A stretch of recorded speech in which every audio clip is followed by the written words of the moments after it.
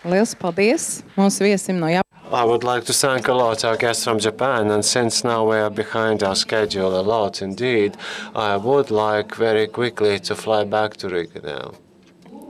Gundaga Laiviņa. Domas kuratore, tu vari arī neiet prom, Gundaga.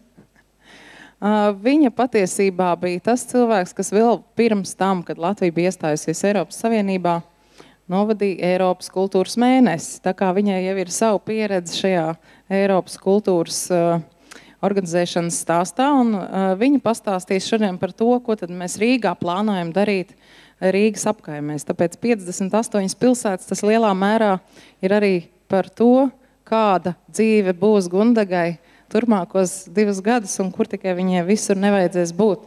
Gundaga.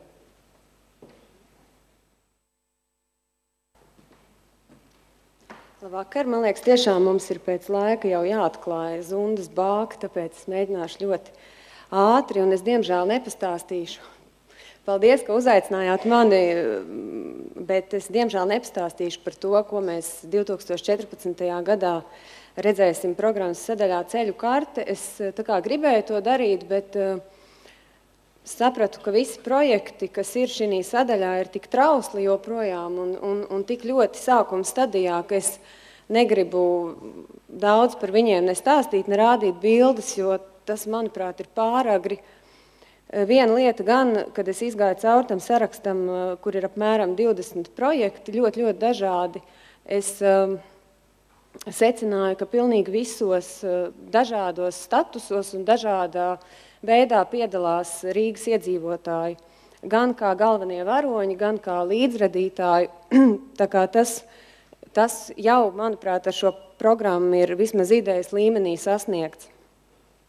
Bet domājot par Rīgu un par 58 Rīgām, man tikko es piedzīvoju tādu notikumu, kas atstāja uz mani ļoti dziļu iespaidu, un es nolēmu drīzāk tad pastāstīt par to.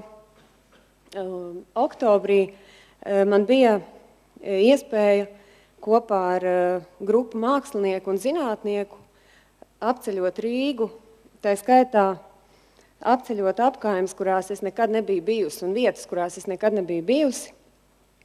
Un mēs pabijām gan tādās vietās, kur dzīvo daudz tūkstoši cilvēku, gan tādās vietās, kur dzīvo principā tikai putni un zvēri. Un vienā oktobra pēcpusdienā mēs arī devāmies ar laivu no Ķīšezera uz Bolderāju, un viens no tādiem iespaidīgākajiem skatiem, kas palicis atmiņā, ir Krievu sala, kas ir viena no Daugavas salām, netālu no Bolderājas, kas tagad ir apbērta ar smiltīm un atgādina tuksnesi. Vēl pirms pāris gadiem, kad es braucu pirmo reizi garām ar laivu šai salai, tur liksdoja tūkstošiem lielo ķīru. Tad mēs aizīrāmies pēc šīs salas pa Hapaka grāvi. Tas sanāk, tā kā nogriežoties no Daugavas uz Spildes pļauju pusi, mēs aizbraucām līdz dzelzceļa tiltam un apskatījām mazdārziņu koloniju, kas pavisam nesen vienā naktī tika nodedzināta.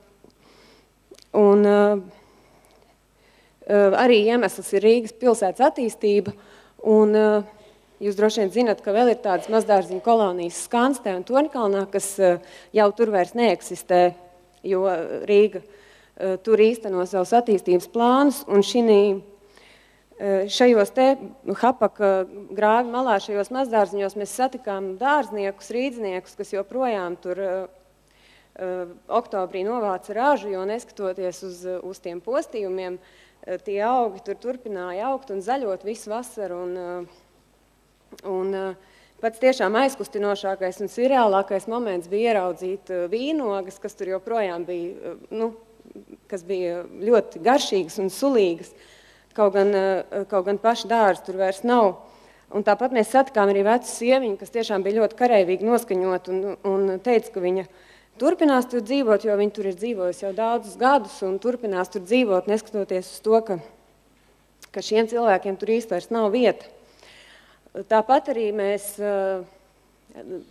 bijām pie Bābelītes ezera, kur Es tiešām nekad nebiju bijusi tajā Rīgas alternatīvajā elektrospēkstacijā, kas tika uzbūvēta Ulmaņa laikā un sabombardēta kara beigās, un kas ir ārkārtīgi iespaidīga vieta visas Rīgas kontekstā. Pie ebreju kapiem es, piemēram, satiku sievieti, kas tur jau 20 gadus kopš varas maiņas tirgo ziedus, un to viņi dara tur katru dienu. Un viņa man pastāstīja, ka LPSR laikā savukārt viņa ir bijusi Latvijas riteņbraucēju sieviešu izlasē un braukusi uz Londonas sacensībām. Turpat netāli ir Pomeru mūžas bijusi vieta, kur kādreiz stāvēja Pomeru mūža. Es nezinu, vai jūs zinat to stāstu, bet ja jūs aiziesiet tagad uz to vietu, tad tā sajūta tur ir tāda, kā pirms 100, ja ne vairāk gadiem. Šķiet, ka tur nav mainījies pilnīgi nekas. Tāpat šī ceļojumā es pirmo reizi biju Jumprausals dārzos, kas joprojām eksistē.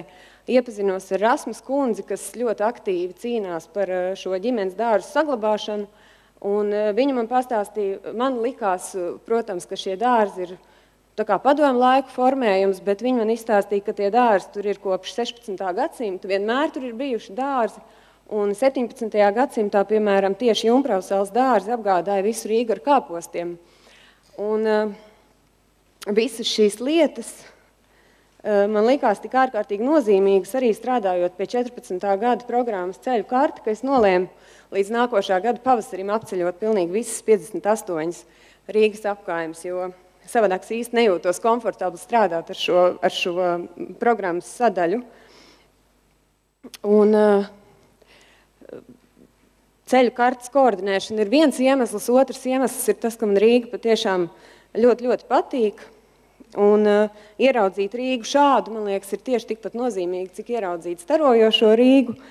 Un tas ir, manuprāt, arī viens no ceļu kartes programmas pamat uzdevumiem un vērtībām, ka mēs tiešām mēģināsim atvērt durvis un pamest to komforta zonu un piefiksēt, ieraudzīt un piefiksēt Rīgu tādu, kāda viņa šobrīd ir. Iespējams, ka tas liks mums arī zaudēt, vai man personīgi zaudēt ilūziju, ka kultūra un māksla ir ļoti gaidīta ikvienā mājā, vai ka kultūra un māksla par katru cenu ir jānogādā katrā mājā.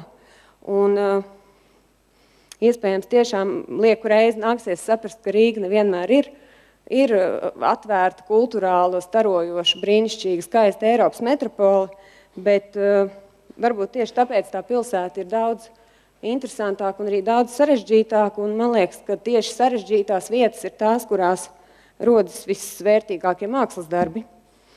Un runājot par ceļu kartes programmas fokusu, bet neminot varbūt konkrētus projektus, šīs programmas pamatā ir tātad divas lietas. Viena ir fiksēt mūsu laika Rīgas portretu un darīt to ar mākslinieciskiem līdzekļiem, vai tās būtu filmas, vai grāmatas, vai fotogrāfijas, vai teātra izrādes. Bet šī fiksēšana man liekas ļoti būtiska, jo man liekas tā lieta ir drusku pamest novārtā arī no mākslinieku puses. Un, kā jau es teicu, tad šī procesā patiešām ļoti aktīvi piedalīsies arī Rīgas iedzīvotāji.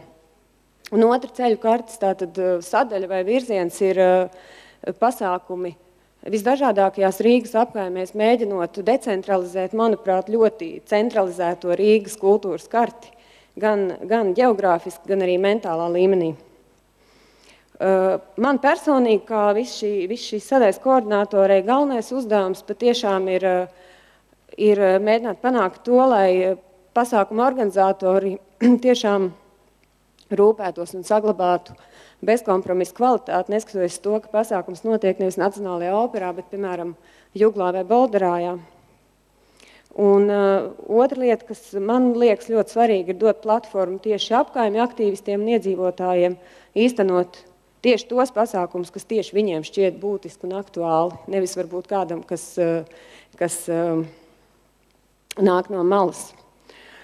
Un nobeidzot, man ļoti daudz, sarunājoties par 14. gadu, iznāk diezgan daudz atbildēt jautājumu, par kur es īsti nejūtos atbildīga. Kāpēc nav, teiksim, Rīgā lieli kultūras infrastruktūras projekti nav paredzēti un netiks realizēti, jo mēs zinām, ka ļoti daudz Eiropas kultūras galvaspilsētas lepojas tiešām ir sakārtot un laikmetīgu kultūras infrastruktūru, pateicoties šīm galvaspilsētām. Un man arī pašai sākumā tas likās ļoti svarīgi, tīpaši tad, kad es veicu tādu pavisam vienkāršu pētījumu un secināju, ka no 58 Rīgas apkaimēm funkcionējoša kultūras infrastruktūra ir pieejama tikai 23.